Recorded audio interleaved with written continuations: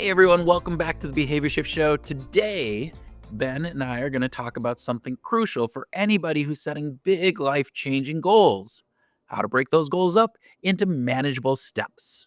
Exactly. Remember, setting a keystone goal, something that's going to have a major impact on your life, is one thing, right?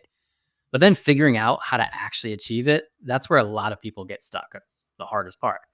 These goals can feel big, they can feel overwhelming, and that makes it really challenging. So, have you ever looked at a goal and thought, where do I even start? That is a every single day kind of thing for me, right? It's like Same. staring up at that mountain up there and wondering, how the hell am I going to ever reach the top of that mountain? But here's the thing: nobody ever climbs a mountain in just one big leap. You take it step by step by step by step. And that's exactly how we should approach all of our big keystone goals. Spot on. So, let's break it down by breaking it down. I'm talking Whoa, about the goal, nicely not done there. not the Yeah. dance floor, Kurt. Nobody wants to see that. What? You don't wanna see me dancing on the dance floor? I can understand that. All right. Maybe. All right, so we've gone over how to set up keystone goals in the second episode of the Behavior Shift Show, and of course, all of our listeners have done that, right? I Yeah? I would hope so. That's why we're here, Yeah. but I'm sure a few Yeah. have slacked off. But now we need to break that big keystone life-changing goal that we have down into smaller actionable steps. And these steps make the process not only feel more manageable and less daunting, they make it actually easier to accomplish. Yeah. Yeah, so these smaller tasks become what we call milestones and stepping stones. They're what help you stay motivated, they're what help you track your progress, and they also give you an opportunity to celebrate wins along your journey. Right, and so those stepping stones and milestones, they're actually really good, not just at, like, breaking things down, but providing some of that motivation and various different things. We'll talk about that later. And this is actually, like, a lot like a concept of tiny habits from BJ Fogg, where we're making tiny manageable changes that lead to these larger behavioral shifts. So by starting small, you create this element of consistency and of momentum, and eventually that leads to tackling those bigger goals. And when you do that, you're making the goals feel like a real possibility. So let's be real: big goals can seem very intimidating at first, but if you're taking a small step every day, trying to climb up that mountain, right? That peak, suddenly it seems like it's within reach. And those daily actions, when done consistently, have what we call a compounding effect, which can have a huge impact on your life. They do. So let's look at an example to bring this to life. Let's say that your keystone goal is that you want to run a marathon. That's a pretty big, ambitious goal for most people, right? But you're not going to wake up tomorrow and just knock out 26.2 miles or whatever it is in kilometers. Instead, you start with a smaller, more manageable step, like establishing a running routine.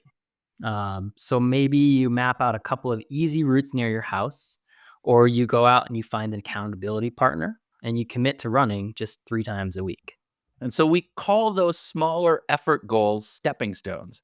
They're what provide you with the path that will lead you to get to the outcome that you're wanting to achieve, right? But we need to break down the keystone goals even more. We want to set specific milestones along the way. So those smaller outcome goals that break up the big, hairy, audacious keystone goal into smaller, manageable chunks. In the marathon example, right, your first milestone might be running a 5K.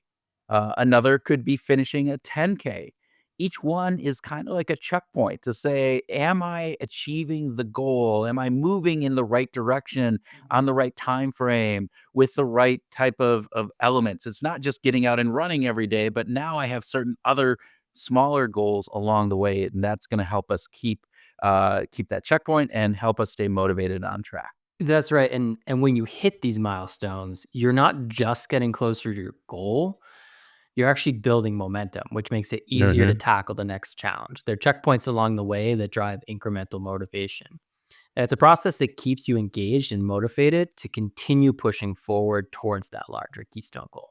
So get this: once you've set your keystone goal and you've broken it down into milestones and stepping stones, you're starting to bridge the gap between what we call intention and action. You're taking it from something I want to do and turning it into something that I can do. And by creating an actionable plan to make that happen, we're actually moving ourselves forward from all those things. So think about what the periodic milestones will be in order to mark significant progress on that keystone goal that you're doing. Then lay out the specific objectives, your stepping stones that will help you achieve those milestones.